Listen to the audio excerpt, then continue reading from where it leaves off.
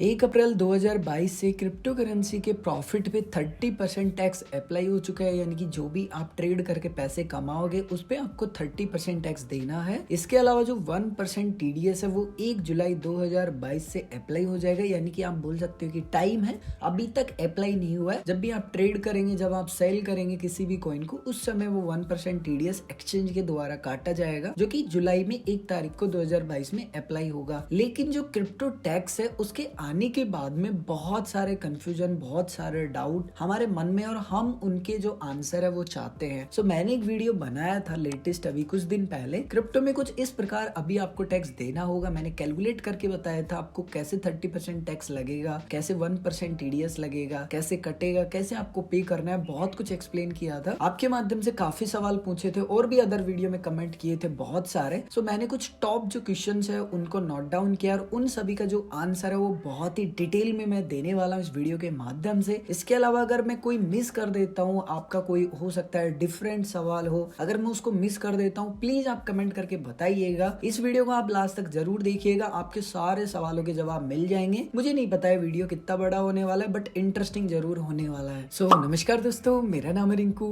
आप देख रहे हैं रेगा फ्लिक इन्फो। सबसे पहला सवाल है, बहुत ही कॉमन सा सवाल है, 30% टैक्स एंड 1% टीडीएस कब अप्लाई होगा? यानी कि जो 30% टैक्स है एंड 1% टीडीएस है वो कब से हमको देना होगा? सो अगेन मैंने कुछ ही समय पहले आपको बताया था कि जो 30% टैक्स है वो लागू हो चुका है 1 अप्रैल से। जो भी आप प्रॉफिट करोगे 1 अप्रैल 2022 से आपका जो भी प्रॉफिट होगा उस पे 30% आपको टैक्स देना है। 1% टीडीएस जब भी आप ट्रेडिंग करेंगे इंडियन एक्सचेंज पे, एक्सचेंज आपका काट लेगा 1% टीडीएस। जब भी आप सेल करेंगे, बाई करेंगे तब नहीं कटेगा, सेल करेंगे तब। और आपके बिहार पे जो भी पैसा काटेगा एक्सचेंज 1% के हिसाब से, जो भी आपका ट्रेडिंग अमाउंट होगा वो गवर्नमेंट को यानी कि इनकम टैक्स डिपार्टमेंट को जमा कर दिया जाएगा। इसके अलावा एक और बहुत बड़ा मिसअंडरस्टैंडिंग है, आप कंफ्यूजन बोल सकते हो, या फिर लोग असमंजस में है। एक्सचेंज सिर्फ आपका 1% टीडीएस काटेगा ताकि गवर्नमेंट को ये पता रहे कि जो आपने ट्रेड किया है वो कितने अमाउंट का किया है, आपके पोर्टफोलियो का जो ट्रेडिंग वॉल्यूम है वो कितना जनरेट कर रहे हैं आप एवरी डे, एवरी मंथ या फिर ईयर, कैसे भी समझो। सो एक्सचेंज सिर्फ टीडीएस काटेगा। जो भी 30% टैक्स है वो आपको खुद से कैलकुलेट करना होगा। आपके प्रॉफिट को कैसे कैलकुलेट करना है आपको, आप जिस भी एक्सचेंज को यूज कर रहे हैं, मैंने ऑलरेडी बहुत सारे डिफरेंट प्लेलिस्ट बना रखे हैं। सो आप चैनल पे आएंगे, उसके बाद में आपको यहाँ पे प्लेलिस्ट मिल जाएंगे, हर एक एक्सचेंज का प्लेलिस्ट है। आप जिस भी एक्सचेंज को यूज कर रहे हैं उसमें आपको कैसे कैलकुलेट करना है, आप वो वीडियो देखिए, आपको अच्छे से समझ आ जाएगा। सो प्लीज आप ये कंफ्यूजन में मत रहिए कि जो आपका प्रॉफिट बनेगा वो टैक्स भी एक्सचेंज काट लेगा। एक्सचेंज बिल्कुल भी नहीं काटेगा, आपको खुद से आईटीआर फाइल रिटर्न करनी होगी। दूसरा सवाल है, बहुत ही इंपॉर्टेंट है, अब टैक्स कैसे या किससे भराएं? यानी कि आप टैक्स कैसे भरें, या फिर आपको नहीं आता तो आप किससे भरवाएंगे और कब भरना होता है टैक्स? क्योंकि टैक्स भरने की एक डेट भी तो होती है ना। सो किस डेट को आपको टैक्स भरना होता है? सो इसका आंसर बहुत ही सिंपल सा है। टैक्स भरने के लिए आपको एक सीए करना होगा, यानी कि चार्टर्ड अकाउंटेंट। आपके जो भी एरिया है, जो भी आप डिस्ट्रिक्ट में रहते हैं वहां पे आसपास ऑफिस मिल जाएंगे, या फिर अदरवाइज आप नियरेस्ट सर्च भी कर सकते हैं। उसके अलावा सेकंड और बहुत अच्छा आपके पास ऑप्शन है, आप अपने रिलेशन में चेक कीजिए कि कोई गवर्नमेंट सर्वेंट है क्या।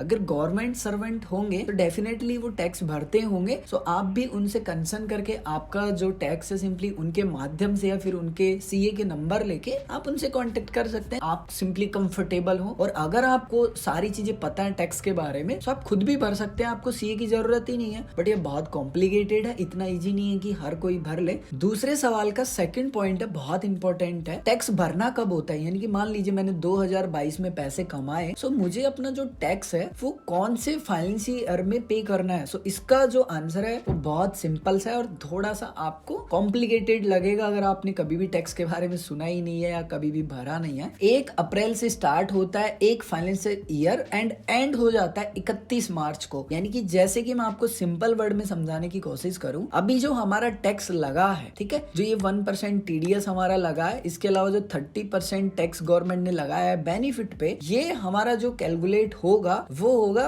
22-23 के फाइनेंशियल ईयर का। सो सिंपल सा है, कॉम्प्लिकेटेड नहीं है। 1 अप्रैल से स्टार्ट होता है फाइनेंशियल ईयर एंड 31 मार्च को एंड हो जाता है। सो वापस से आते हैं अपने टॉपिक पे। सो आपके द्वारा जो भी इनकम की गई है 1 अप्रैल से 31 मार्च के बीच में, जिस भी फाइनेंशियल ईयर चल रहा है, यानी कि करंट जो भी फाइनेंशियल चल रहा है उस हिसाब से मैं आपको बता रहा हूँ। उसके बाद में जो भी आप पैसा कमा रहे हो, जो भी इन्वेस्ट कर रहे हो, उसके बाद में आप अपना पूरा जो PDF वो डाउनलोड कीजिए, पूरा कैलकुलेट कीजिए कि आपने कितना इन्वेस्ट किया, आपने खुद के लिए कितना खर्च किया है। उसके बाद में जो भी काट पीटने के बाद टैक्स बनता है वो आपको गवर्नमेंट को देना। अभी आपके मन में एक और कंफ्यूजन हो सकता है, बेसिकली ये हो सकता है कि अभी कौन से फाइनेंशियल का हम टैक्स पे करेंगे। सो अभी हम पे करेंगे 1 अप्रैल 2021 से 31 मार्च 2022 तक का। सो अगर आपका जो ट्रांजेक्शन है सिंपली, क्योंकि अभी जो टैक्स लगा है वो 2022 से लगा है, यानी कि 1 अप्रैल 2022 से लगा है, 2021 में नहीं लगा था। सो अभी जो टैक्स स्लैब काउंट होगी ना वो इस हिसाब से होगी। सो अगर आपका जो इन्वेस्टमेंट है, ट्रांजेक्शन है, ये इसी के अंदर है, 2.5-3 लाख तक है, सो फिर आप इग्नोर कर सकते हैं। वैसे दिखाना चाहें सो दिखा सकते हैं। अगेन एंड द एंड आपको भरना है सारी चीजें, आप अपने CA से कंसर्न कीजिए। बट बता रहा हूँ अगर 2-2.5 लाख तक है इट्स ओके, बट इससे ज्यादा है तो आप अपना जो रिटर्न फाइल है वो जरूर कीजिए। ये लाइबिलिटी नहीं है, ये आप ऐसा मत सोचिए कि टैक्स भरना, अरे यार ये तो लाइबिलिटी है। ये हमारी जिम्मेदारी है, हम पैसे कमा रहे हैं सो हमको भरना चाहिए। भगवान से दुआ करो कि हम इतना पैसा कमाएं कि हम यहाँ पे आए, 30% में आए। अगर इससे भी ज्यादा कहीं कभी बने ना सो हम उसमें आए। उम्मीद करता हूँ कि यहाँ तक आपका कुछ भी कंफ्यूजन नहीं होगा। थोड़ा सा राउंड फिगर कर देता हूँ वापस से। अगर अभी की बात करें, जो अभी टैक्स लगा है हमारा, आप ये बोल सकते हैं, सो ये हम कौन से फाइनेंस ईयर का पे करेंगे। सो ये होगा हमारा 1 अप्रैल 2022 से स्टार्ट होगा एंड 31 मार्च 2023 तक का हम जो PDF है वो डाउनलोड करेंगे। और इसके बीच में हमने जितनी भी क्रिप्टो में ट्रांजेक्शन किए हैं उससे हमारा जो भी बेनिफिट होगा, उस पर जितना भी हमने कमाया वो हम टैक्स पे कर देंगे। दैट्स इट, बस इतना ही है। और उसी टाइम जो हमारा TDS है वो भी हम क्लेम कर लेंगे। इसके अलावा तीसरे सवाल में थर्ड पॉइंट आप मान सकते हो कि आप जब ट्रेड करोगे यानी कि बाय सेल करोगे, सो आपका जो भी प्रॉफिट हुआ है उस पे कैसे 30% आप कैलकुलेट करोगे एंड कैसे 1% कैलकुलेट आप करोगे। तो डिटेल में मैंने आपको एक कैलकुलेशन करके बताया है। आपको क्रिप्टो टैक्स का एक प्लेलिस्ट है, उसमें ये वीडियो मिल जाएगा। अगला सवाल है, यहाँ पर टोटल पोर्टफोलियो पर टैक्स पे करना है या सिर्फ टैक्स हमको पे करना है हमारे प्रॉफिट पे। टोटल पोर्टफोलियो क्या, काफी लोग नए आए हैं सो पोर्टफोलियो में कंफ्यूज हो जाएंगे। पोर्टफोलियो का मतलब होता है हमारे वॉलेट में जो भी कॉइन्स की होल्डिंग है। जैसे मैं आपको एग्जांपल के तौर पे यहाँ पे बताता हूँ, मैं अपना पोर्टफोलियो यहाँ पे ओपन कर लेता हूँ। सो यहाँ पे मेरे पास कुछ कॉइन्स होंगे। ओके, सो मेरे पास यहाँ पे आप देखेंगे काफी कॉइन्स है। सो ये मेरे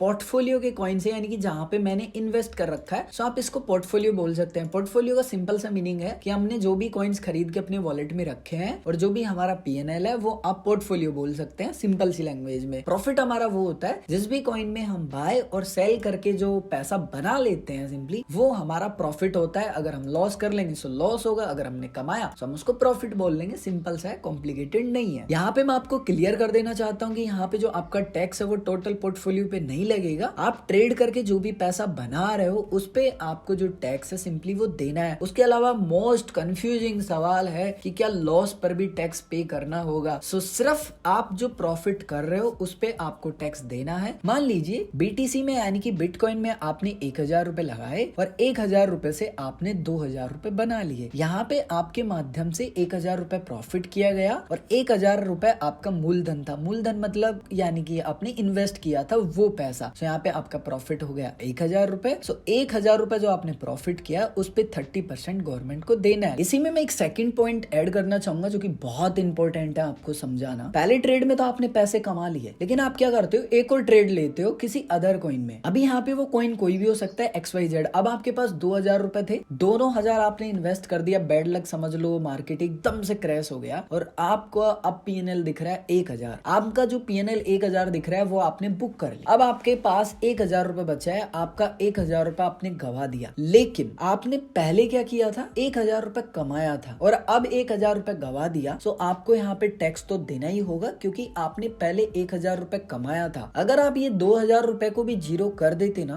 तब भी आपने पहले 1000 रुपए कमा लिया था एक ट्रेड में। सो आपको वो 1000 के ऊपर 30% तो देना ही था। आप कोई भी ट्रेड लेते हो कितने भी अमाउंट का और आप कितना भी पैसा कमा लेते हो उस ट्रेड में और अगले ट्रेड में गवा देते हो, तो आप ये नहीं कह सकते कि मैंने पैसा गवा दिया है, मैं अपने प्रॉफिट को लॉस के साथ सेट ऑफ कर लेता हूँ। वो आप नहीं कर सकते। आपने किसी भी ट्रेड में पैसे कमाए गवर्नमेंट को देने हैं। अगर आपने किसी भी ट्रेड में गवा दिए सो आपका वो फॉल्ट। सो यहाँ पे सिंपल सा है, आज के बाद जब भी ट्रेड करो सो अच्छे से करना। आपको पैसे कमाने ही है, अगर लॉस किया सो वो आपका फॉल्ट है, गवर्नमेंट को उससे कुछ भी लेना देना नहीं है। ठीक है, आपके प्रॉफिट से लेना देना है, लॉस से लेना देना नहीं है। सो नेक्स्ट सवाल है, क्या एक कॉइन के लॉस को दूसरे कॉइन के प्रॉफिट के साथ सेट ऑफ किया किया जा सकता है? जी हाँ, आप ऐसा सोच रहे हैं, सो आप ऐसा नहीं कर सकते हैं, आप गलत सोच रहे हैं। आप अपने लॉस को किसी भी प्रॉफिट वाले कॉइन के साथ सेट ऑफ नहीं कर सकते। नेक्स्ट सवाल है 1% TDS बाई पर अप्लाई होगा या फिर सेल पर अप्लाई होगा, यानी कि सेल करेंगे तब लगेगा 1% TDS या फिर बाई करेंगे तब। सो सिंपल सा है, TDS जब भी हम किसी भी कॉइन को सेल करेंगे उस समय हमारा जो 1% TDS है वो एक्सचेंज के द्वारा काट लिया जाएगा। इसके अलावा इंटरनेशनल एक्सचेंज पे जो TDS है वो नहीं कट सकता, ये पॉसिबल नहीं है। इम्पॉसिबल तो नहीं बोल रहा बट पॉसिबल नहीं है। इसका रीजन आप ये मान सकते हैं, इंडियन एक्सचेंज जो होते हैं उनमें इंडियन यूजर की ऑर्डर बुक होती है, यानी कि जो भी हम कॉइन को बाय सेल करते हैं ना, वो जो ऑर्डर बुक होती है, बेसिकली ये जो ऑर्डर बुक आपको दिख रही है ये इंडियन यूजर्स की है। बट इंटरनेशनल एक्सचेंज में क्या होता है, ये जो आपको ऑर्डर बुक दिख रही है यहाँ पे, इसमें इंडियन भी है, आउट ऑफ इंडियन भी है। सो बहुत कॉम्प्लिकेटेड हो जाएगा कि भाई किस यूजर ने किसको सेल किया था। सो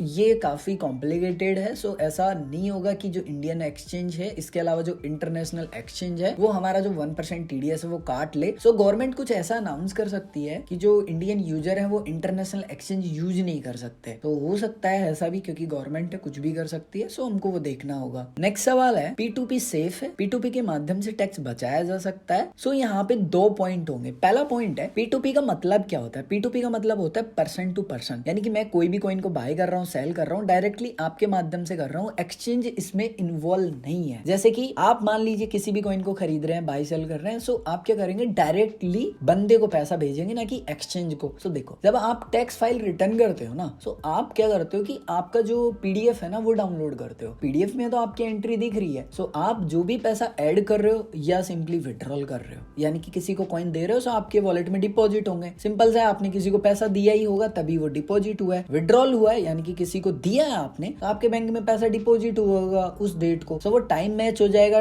आपका जो PDF है सिंपली उसमें जो भी आपने बेचा है वो अमाउंट या रिसीव किया वो अमाउंट दिखेगा। सो छुपाने का मुझे नहीं लगता, बट गवर्नमेंट का ट्रैक करना काफी यहाँ पे कॉम्प्लिकेटेड हो जाएगा। बट मेरे हिसाब से अगर आप ये सोचते हैं कि इससे टैक्स बचा लेंगे, सो मेरे जो सिंपली यहाँ पे पॉइंट ऑफ व्यू है, मुझे नहीं लगता। और ऐसा करोगे और मान लीजिए गवर्नमेंट को शक हो गया और गवर्नमेंट ने एक्सचेंज से बोला कि लाओ भाई इसका मुझे डेटा दो, अगर आपने ITR में दिखाया वो डेटा और एक्सचेंज ने प्रोवाइड करवाया वो मिसमैच हो गया, सो आपको पता है, फिर बताने की जरूरत नहीं है, आपको कितनी सारी प्रॉब्लमों का सामना करना पड़ सकता है। उसके बाद में नेक्स्ट सवाल बहुत ही इंपॉर्टेंट है और बहुत ही इंटरेस्टिंग सा है। क्या इंटरनेशनल एक्सचेंज जैसे कि यहाँ पे बाइनेंस हो गया, FTX हो गया, KuCoin हो गया, Huobi ग्लोबल हो गया, Crypto.com हो गया, बाइबिट हो गया, जो टॉप है वो मैं आपको बता रहा हूँ यहाँ पे। इसके अलावा जो डेस्क है यानी कि डिसेंट्रलाइज एक्सचेंज है, जैसे कि DYDX हो गया, यूनिस्वैप हो गया या फिर पैनकेकस्वैप हो गया, पॉपुलर मैं आपको बता रहा हूँ बेसिकली। सो क्या इनके माध्यम से हम टैक्स बचा सकते हैं जब तक कि कुछ लॉ नहीं आ जाते? सो देखो, मैं अपने यहाँ पे पॉइंट ऑफ व्यू रखूंगा, एंड देन टैक्स आपको भरना है, प्रॉब्लम होगी आपको होगी। सो प्लीज आप अपने CA से कंसर्न कीजिए, मैं सिर्फ अपने यहाँ पे पॉइंट ऑफ व्यू यहाँ पे रख रहा हूँ। तो सबसे पहले आते हैं इंटरनेशनल एक्सचेंज में। सो बाइनेंस में KYC होती है, सो यूजर अभी यूज नहीं कर रहे हैं बाइनेंस को। यहाँ पे जो सबसे ज्यादा अभी यूज किया जा रहा है वो है KuCoin। KuCoin एक्सचेंज में फिलहाल KYC नहीं है, एंड आप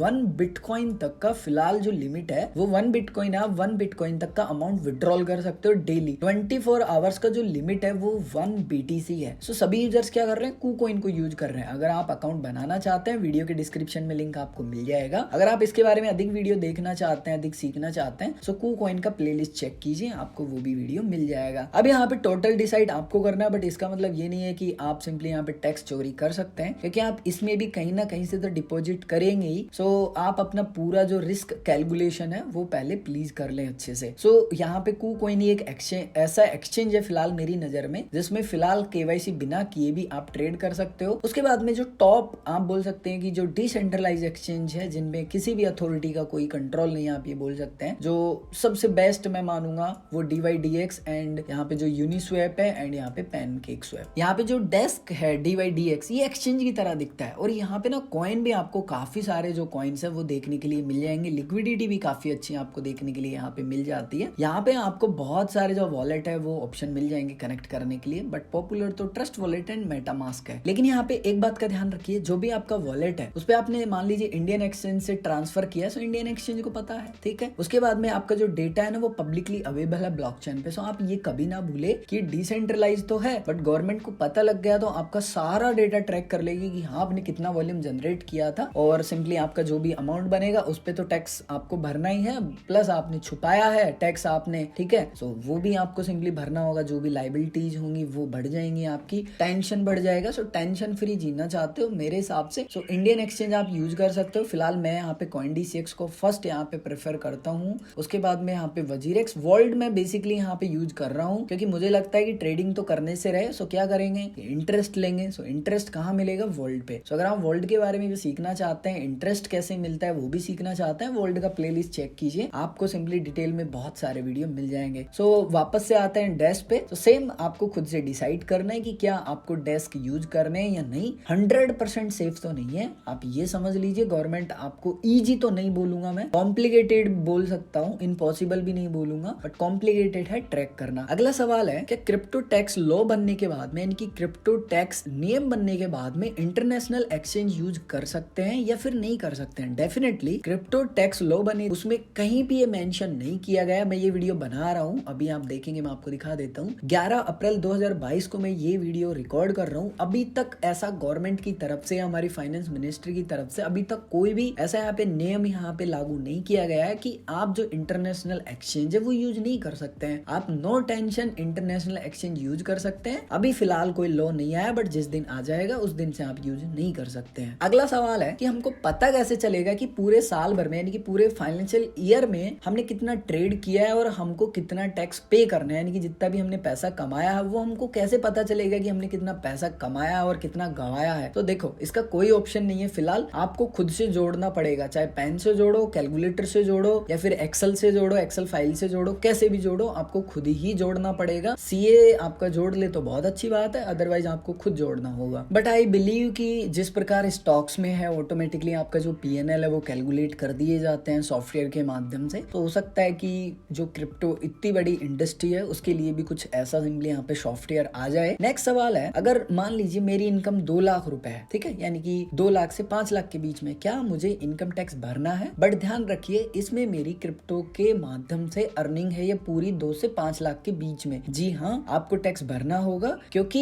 यहाँ पे जो टैक्स लग रहा है ना, वो आपका यहाँ पे लग रहा है फिक्स, फ्लैट। यहाँ पे जो ये स्लैब है ना, इसके माध्यम से नहीं लग रहा है। यानी कि आपने क्रिप्टो से पैसे कमाए, सो आपको 30% तो देना ही देना है। अगर आपने क्रिप्टो से नहीं कमाए, सो फिर नो टेंशन रहिए। अगर 2.5 लाख तक है, सो कुछ भी भरने की आपको जरूरत पड़ेगी ही नहीं। अगला सवाल है, टैक्स क्या मेरे क्रिप्टो वॉलेट पर लगेगा, या जब मैं बैंक में पैसे विड्रॉल कर लूंगा तब सिंपली मुझे जो पैसा है वो यहाँ पे गवर्नमेंट को देना होगा? मतलब कि किसी भी कॉइन को आप जब बाई कर लेते हैं, उसके बाद में जो वो कॉइन है वो आपके वॉलेट में रखा हुआ होता है, यानी कि एक तरीके से जमा हो जाता है। क्या मुझे उस पे टैक्स देना है, या फिर मैं उसको बेच के जब बैंक में विड्रॉल कर लूंगा तब देना है? सो सिंपल सा है। सो जब तक आपके वॉलेट में जो भी कॉइन है, जब आपने खरीद लिया और उसके बाद आपने उसको सेल ही नहीं किया, बिल्कुल आपको जो टैक्स है वो नहीं देना है। जिस दिन आप सेल कर दोगे उस कॉइन को और जो प्रॉफिट अब आप बुक कर लोगे, टैक्स देना है। सिंपल सा है, लॉन्ग टर्म की सोच। ये थे वो सभी सवाल जो आप सभी के माध्यम से पूछे गए थे। अगर आपने प्लीज इस वीडियो को यहाँ तक देखा है और अगर आपने अभी तक इस वीडियो को लाइक नहीं किया, प्लीज आप इस वीडियो को लाइक कर दीजिए। अगर आपने कमेंट नहीं किया तो वो भी कर दीजिए। चैनल को सब्सक्राइब नहीं किया तो वो भी कर लीजिए। वीडियो के डिस्क्रिप्शन में आपको सोशल मीडिया हैंडल्स के लिंक मिल जाएंगे। सो फॉलो नहीं किया तो आप मुझे फॉलो भी कर सकते हैं। अगर आपका अभी भी कुछ कंफ्यूजन है, आपका कोई सवाल है, आप कमेंट करके पूछ सकते हैं। आप कमेंट करके भी पूछ सकते हैं, फिर मुझे इंस्टाग्राम पे भी पूछ सकते हैं। मेक श्योर आप वीडियो के डिस्क्रिप्शन के लिंक से ही मुझे फॉलो करें। सो मैं मिलूंगा एक और ऐसे इंटरेस्टिंग वीडियो में। तब तक के लिए जय हिंद, वंदे मातरम, हंसते रहिए, मुस्कुराते रहिए।